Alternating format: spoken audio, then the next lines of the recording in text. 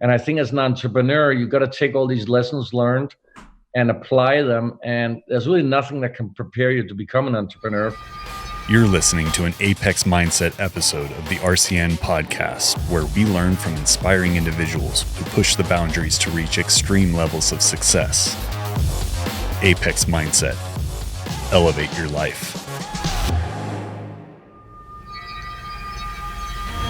In this episode of Apex Mindset, Chairman, CEO, and legendary automotive designer, Henrik Fisker. I think as an entrepreneur, at least when you start up a company, you've got to be extremely hands-on, because in the end of the day, you're trying to set yourself apart and create something in the market that's unique and different. Otherwise, you have no place to be there. I really like that we're doing all this sustainability and we're going beyond making an electric vehicle, but really trying to see how sustainable can we make this vehicle. You know, to make sure that we really stay unique with design, I'm definitely, this is one area where I'm personally going to stay involved, hands-on, for sure. Welcome to the Apex Mindset Podcast. We're excited to have Henrik here with us today. Henrik, thanks for joining us. It's great to be here. Exciting. So we are using this platform as a way to get behind the scenes and get into the mindsets of those around the country through different industries, people that have found a path through entrepreneurship, through starting businesses, and just learn and share with our network. So we'd love to start with letting you introduce yourself and tell us a little bit about your background story. Where are you from, and what kind of led into you getting into the automotive and design industry? And then we can also hear what took you into the path of deciding to start something of your own. Well, today I'm running Fisker Inc., an electric vehicle company with a mission to make the world's most sustainable vehicles. So we're very excited about that. We're in the middle of development of our first vehicle. But it really all started back I'm American now, living in California and Los Angeles, and that's where our headquarters are. But it all started in Scandinavia, in a small country called Denmark, where when I was probably 5-6 years old, was sitting in the back seat of my father's Saab, an old white 96 Saab. And I saw this Maserati passing by and got butterflies in my stomach. And I just kind of felt I want to do something with cars. Mm-hmm. At that time, I didn't know if I was going to sell cars, wash cars, or design cars, or engineer cars. It turned out to be more in the design direction, and eventually went to the American School, Arts and the College of Design, graduated from there in 89, got a job offer from BMW in Germany. So I moved to Germany, to Munich, and I worked on a couple of different projects there. Interestingly enough, my first project was actually an electric car called the EV1, which I wasn't too excited about that time because it wasn't really cool to make electric cars. So I was more excited about some of the other projects I worked on the X5 program. The very first one was sent over to the US in 94 to do some more in terms of packaging studies and studies in SUVs generally, and really got the bug of California, wanted to come back. In the meantime, then I also designed a BMW Z8 at BMW that later got into the Bond movie, The World's Not Enough. Yep. And then eventually I moved to Ford Motor Company in 2000, and was head of their global advanced design, worked on many different vehicles there. And Ford also owned Aston Martin at the time, so I was board member and design director of Aston Martin, and was kind of part of the turnaround team where I designed the V8 Vantage, the first V8 Vantage that came out in so the last generation that was launched. We launched at Detroit Auto Show in 2003, showed it there. And it eventually became the most sold Aston Martin ever, and probably was part of the turnaround. Also, I was in charge of the launch of the DB9. And then I moved. Finally, what really brought me into becoming an entrepreneur, I think, was having done these sort of cool cars, worked for cool car companies. I kind of felt I had sort of achieved what I wanted to achieve in the corporate world in terms of designing these vehicles, seeing them on the road. So I sort of jumped out together with a business partner. We jumped out and founded this company called Fisker Coach Built. we had many other ideas for names, but we had a couple of investors to say, hey, why don't you just call it Fisker? And since people know what you have designed these cars, at least we start with something. Yeah.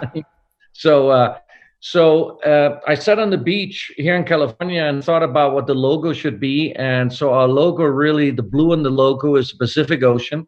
And as the sun went down, it kind of just was perfect, with the orange being the California sunset. And then the two bars are the designer's pen and engineer's ruler. So that kind of became the logo back in 2005. That's awesome. When we started. So that's kind of how I jumped out to become an entrepreneur. And then, of course, in 2007, I started Fisker Automotive, the original Fisker. Before that, I worked a little bit for Tesla, way back as a consultant. We then started Fisker Automotive, and we showed the Fisker Karma in 2008. We got into a little lawsuit with Tesla. However, we won that lawsuit. There's a lot of, I think, wrong things about that lawsuit out there, but we did win it. Never good to have any lawsuits, never really bring anything, but at least we got cleared the air. Yep. Moved on, launched the Fisker Karma in 2011, which were we were really the first ones out there with sort of a luxury, electric vehicle, a range extender, of what we call it today, a plug-in hybrid, the Fisker Karma. And sometimes it's cool to be first and sometimes it's not. Because in this case, it was cool to come out there and we got Leonardo DiCaprio, but the negative, of course, was you taking all the upfront risk first. Yes. And one of them was a battery supplier, which ended up going bankrupt. And that was in 2012. And you have to remember, still the Tesla Model S wasn't launched. So there was really no verification at that time that electrification was going to take off. So essentially, we couldn't get any investors to come in to help us develop, get new battery supplies. In fact, there was very few battery suppliers at that time. We had to go out and explain suppliers how to make an inverter, etc. So at the end of the day, we couldn't get investment. So the design of the Fisker Karma and the tools were sold to a Chinese company, and we then spent some time. We didn't want to sell the brand, and I didn't want to sell the brand. Didn't want to sell the trademarks, the logo. We had in over 20 countries, over 200 trademarks. So we kept all that, and we were able to start up on a clean sheet of paper in 2016. And of course, in the meantime, almost 10 years later, the world kind of looked different. So you now had ride-hailing, Uber, Lyft. You had scooters and starting to arrive. So everybody was talking about mobility. So we've kind of really take the lessons learned on one hand from the first Fisker Automotive, and then in Fisker Inc., we are really looking at a much leaner business model, a different way of getting vehicles to market. And I think as an entrepreneur, you've got to take all these lessons learned and apply them. And there's really nothing that can prepare you to become an entrepreneur, because it's such a different environment than being in a corporate environment. And today, we have struck some major deals to get our vehicle to market extremely fast, high quality, unique way of manufacturing, unique way of development, a lot of collaboration. And we're going to come out with this affordable, really sustainable electric SUV called the Fisker Ocean. It's going to start production in the next year and really go into high volume production in second half of 2022.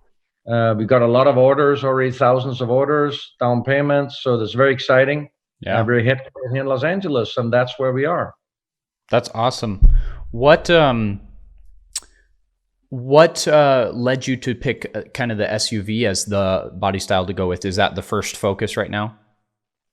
Well, we obviously did our research, and the SUV is / crossover, and there's a little difference, but this is really the fastest growing segment in the world, the fastest growing segment in Europe, fastest growing segment in the US, and fastest growing segment even in China.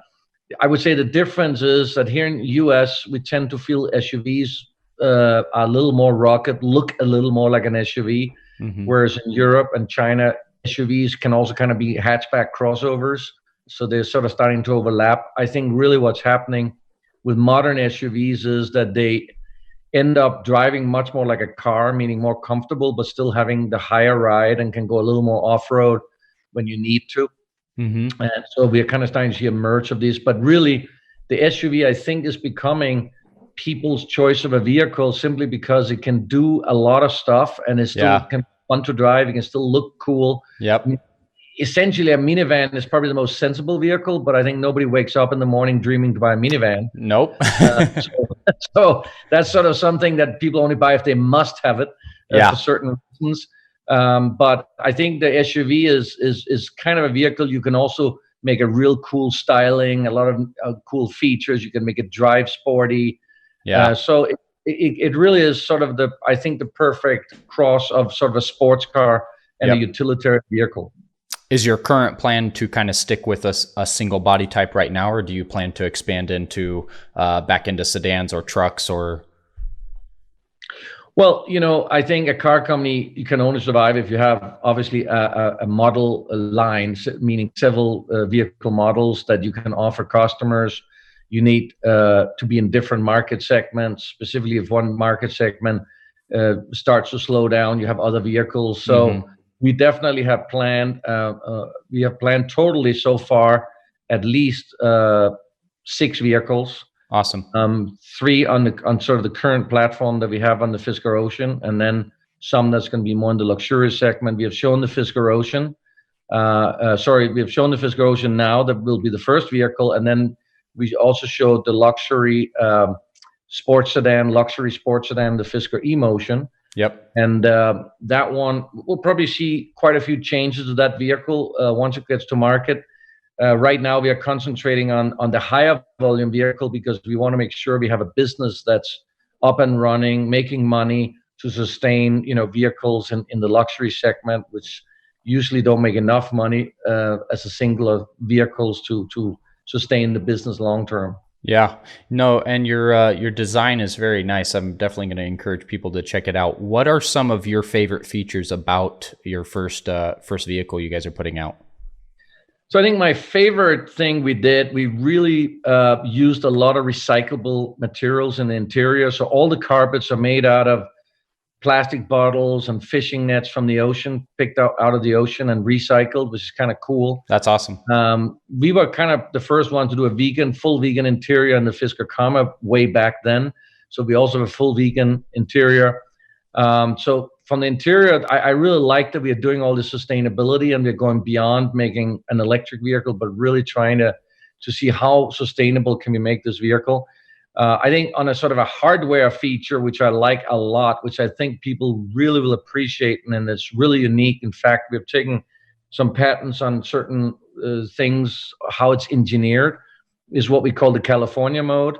And it's basically you push one button on the large screen in the center, and all the windows roll down except for the front windscreen.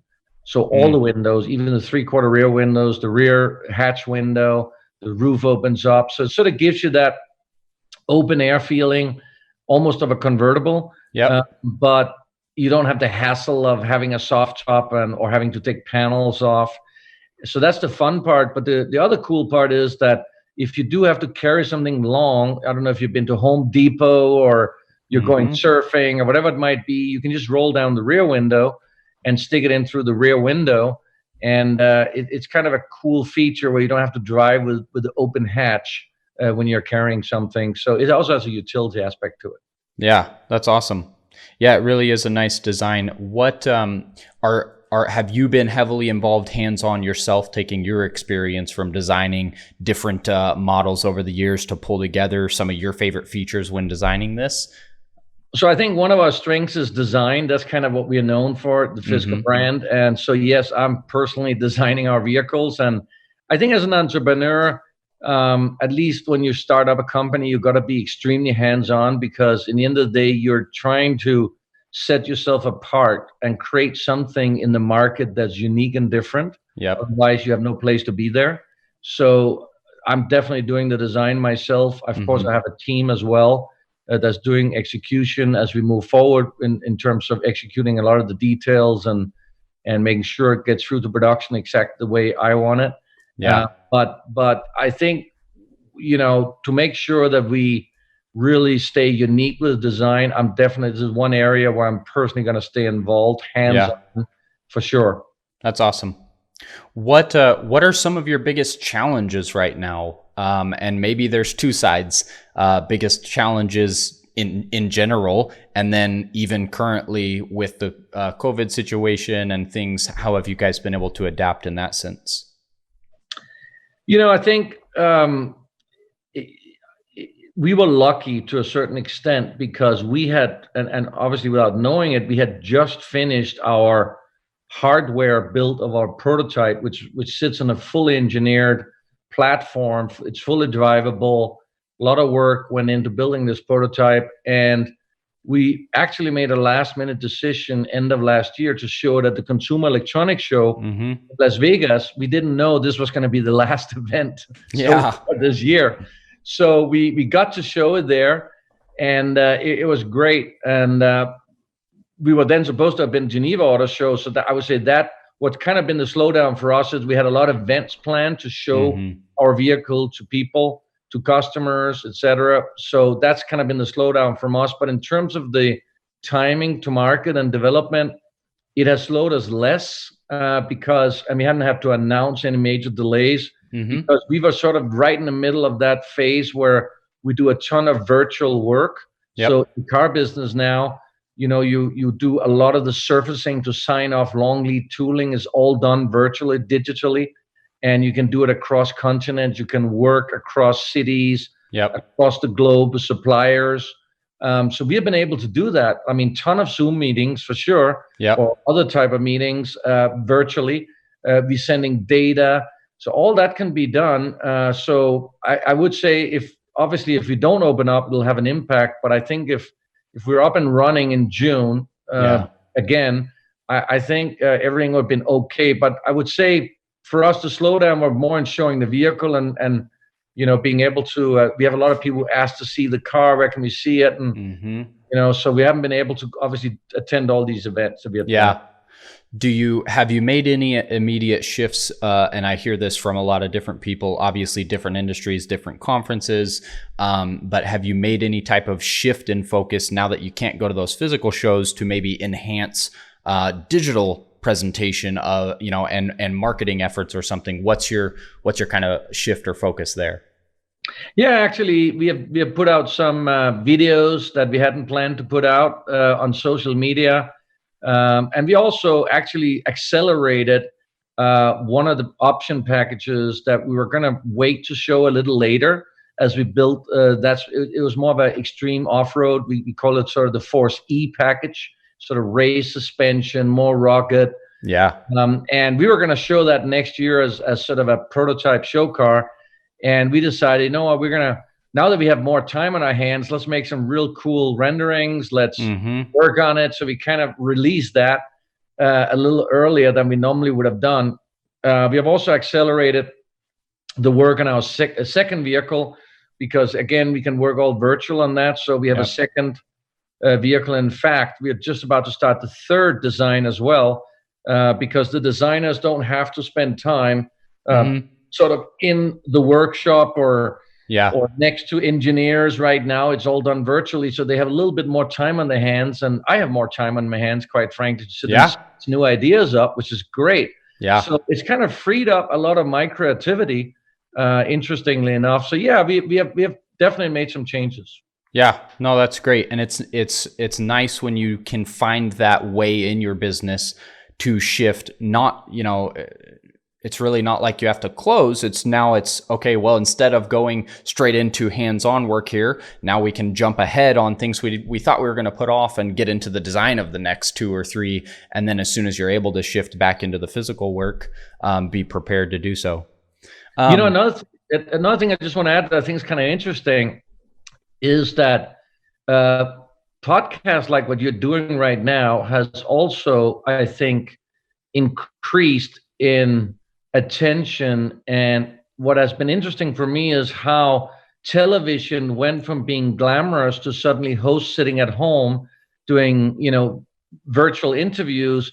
And now suddenly a podcast like yours actually have a nicer background than an expensive TV show, or at least is on par with it. So I think that people probably are attending more of these online sort of events. At least I am. And also that you're at home, you're not sitting in an office, you're sitting on your computer anyway, you have half an hour, something comes up. So I've seen a lot more of these podcasts. I'm attending more of them. So that's also been a change, and it could be that stays as we move out of this crisis. Yeah, very much so. And I think it's opened a lot of doors. And, there's obviously a lot of challenge. There's a lot of hurt. People are getting sick. But at the same time, as businesses and owners and entrepreneurs, you do have to think, okay, what good can come out of the situations that we're in? And the acceptance of virtual meetings is one of the biggest pros, because prior to this, people who did have shows or podcasts, it was always, well, you got to find time. You need to fly out here. You need to sit in person in our studio. Now, because that hasn't been an option, it's become very accepted to do things virtually. Then you think about, okay, well, how much time have we been wasting prior to this becoming accepted? How much time and expenses wasted having to travel to just go have a 1-hour meeting and fly back across the country? The fact that this has become now accepted, I think there are certain things we're going to learn, optimizations in businesses that are going to stay, because it's been seen, well, this does work. There's nothing wrong with doing this. It'd be great to still get together in person, but this now allows you, instead of taking 3 days to travel somewhere, do a meeting and come back, now you can fit 6 meetings in a day because you're doing 1 hour at a time, or right. There's a lot of optimizations I think that could be kept. What do you have any other optimizations you see through the COVID times that similar to this, virtual meetings, something else that maybe you've realized? Well, one of the things we have done is we have actually weekly a total company meeting where, in the past it would more be a slightly more one-way communication of, me or another executive saying, here's what's going on.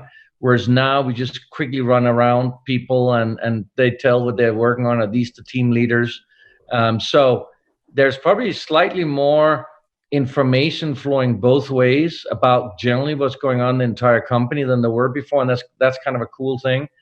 I think as we move out of this, we have now been able to run meetings a lot more efficiently virtually than we have done in the past, and I think that what I would assume is that specifically very expensive flights where you have to fly to another country or to another state, and you would in the past have brought, I don't know, maybe 7, 8, 10 people, that could be very expensive, but you just did it.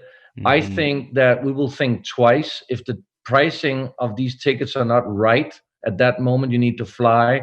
I could see some of these meetings will be converted into Zoom meetings to save money and time. Yeah. And I think that's going to be an impact coming out of this for sure. Yeah, definitely. What, maybe we step back a little bit. So we talked a little bit about your journey. One thing we hope to do here with people is educate, some of the mindset, and I had to realize this when I started my business as well. Back before I had this kind of spark in my mind, I was the typical worker, showing up on time, sitting at a desk, doing my job, leaving. That was life. And at some point, something shifted in my mind to realize, like, I can do more. I have more to give, finding a way to connect with people, finding value to give.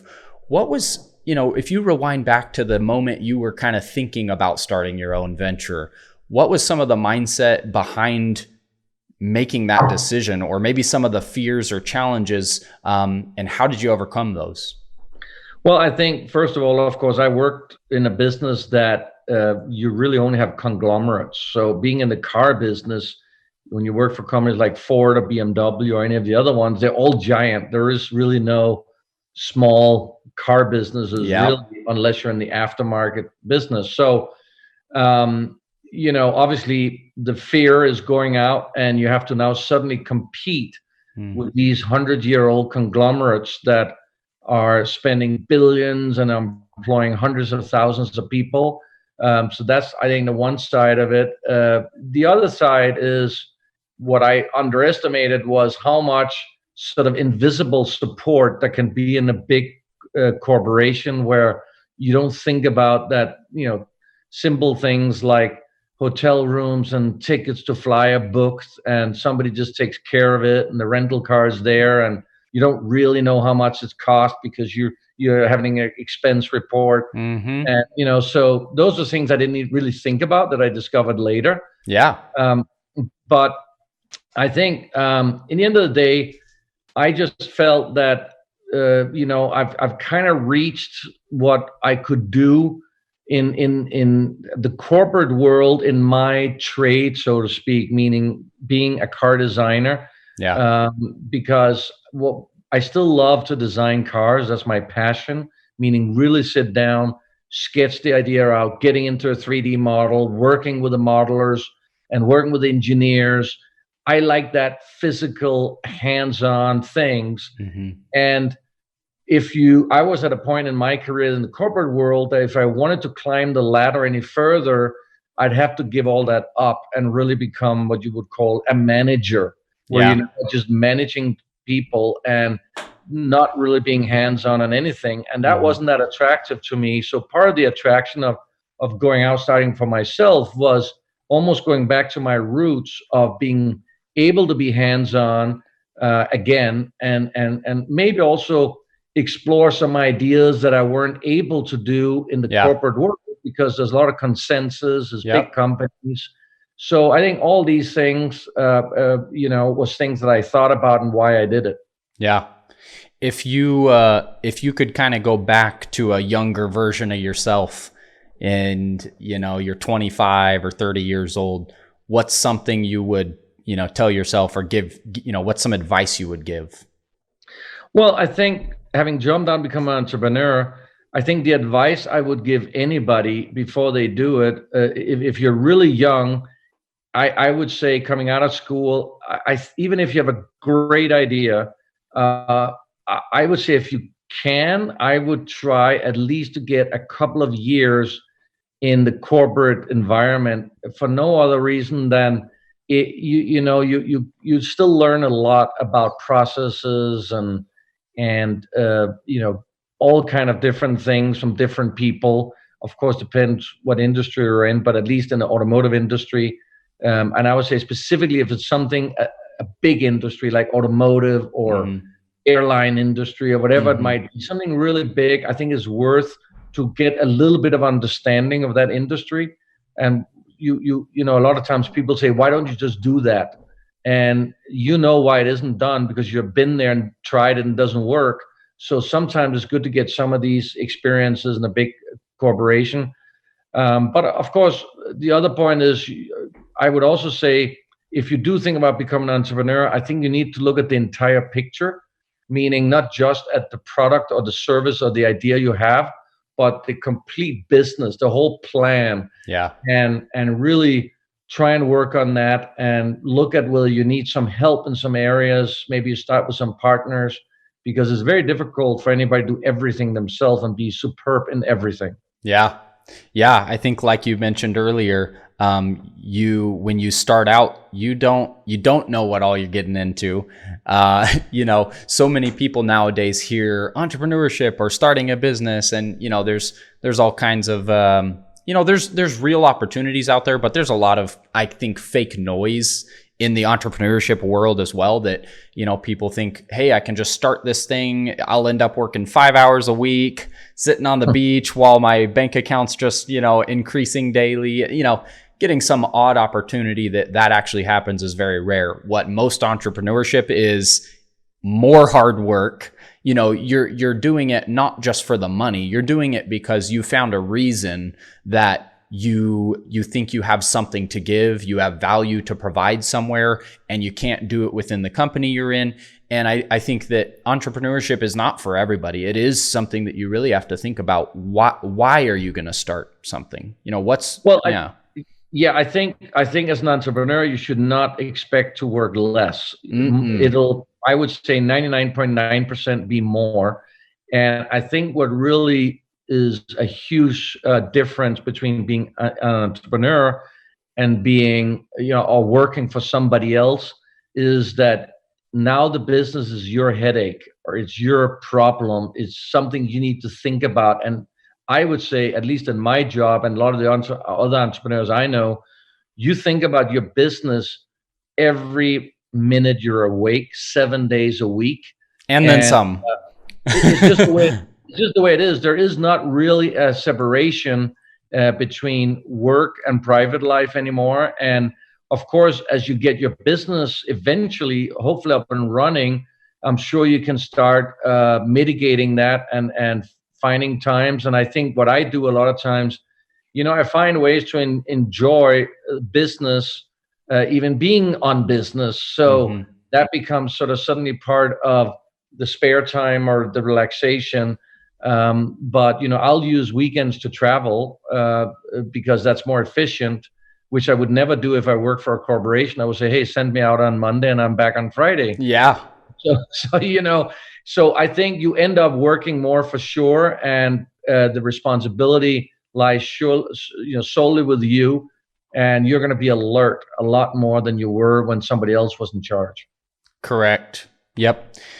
And it's got its pros and cons, but I think that when you find something that you love doing, then that's when you're okay with the sacrifice that entrepreneurship or business ownership brings. Because, like you said, owning a business and being an entrepreneur, it's not a job anymore. It's really your life, your whole life. And then yes, the hope being that at some point things are, you have other leaders you can delegate tasks to, and you can hire people to fill areas that aren't your strengths.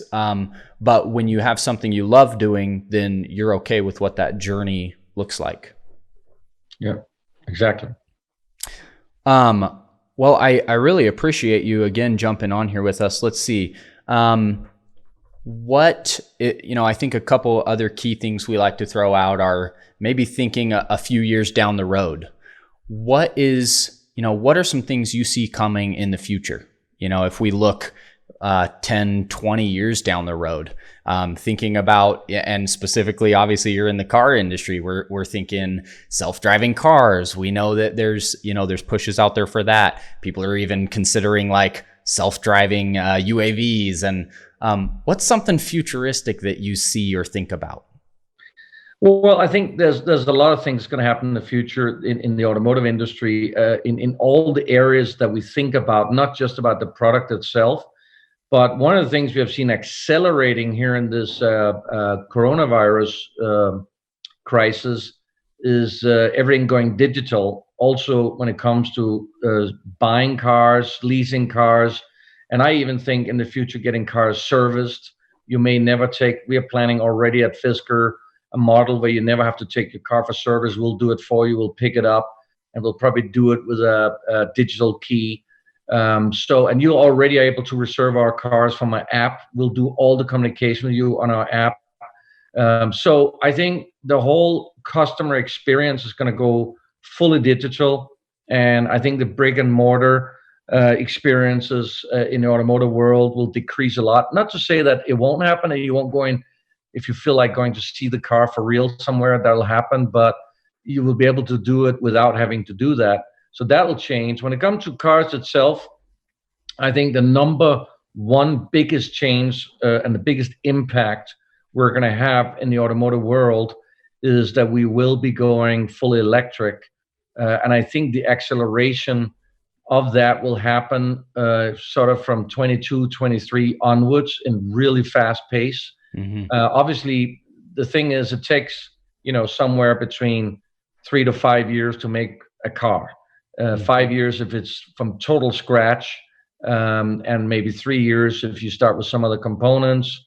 So therefore, you cannot change things overnight in the car industry. But I think we can finally see the push towards electrification, and I would expect in about 10 years. Definitely more than half of all new vehicles sold in the US is electric. Yeah. Definitely over half. Yeah. It could even be much more than that. And then I think when it comes to other technologies, I think we're going to see that self-driving cars, it's a very often used word for many different type of things. And if you talk about autonomous cars and the technology that goes with it, there's so many different levels. And for those who've looked into it, what we kind of call level 5 is a vehicle that really doesn't need a steering wheel, can go anywhere at any time under any condition.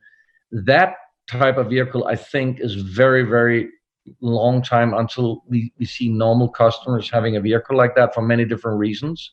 Because, we don't have these perfect conditions that, we would like to have.